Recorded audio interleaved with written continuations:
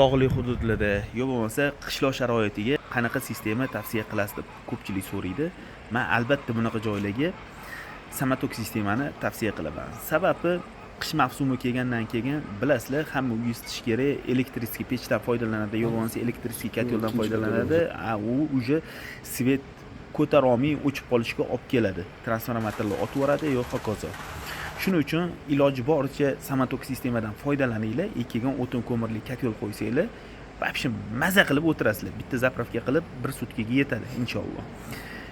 Ko'pchilik sistemani zamonaviy qilyapti, hamma narsani tokka o'tkazyapti, boshqa qilyapti-da, nasosniy sistemalar qilishyapti-da, ikkiga o'tin ko'mirli kotel qo'yishyapti. Svet ketib qolgandan keyin nima bo'lyapti? Suv turgan joyda qaynayapti, kotelning ichida par davleniyaga aylanadi. Davleniya hosil bo'lgandan keyin kotelni portlash darajasigacha olib kelyapti. Shuning uchun har bitta qilayotgan ishinglarni hisobga olib, sharoitidan kelib chiqib sistemani qilsanglar, adashmaysizlar. Men qishloq sharoitiga yo bo'lmasa tog'li hududlarga, gaz yo'q joylarga albatta samotok sistemani tavsiya qilaman.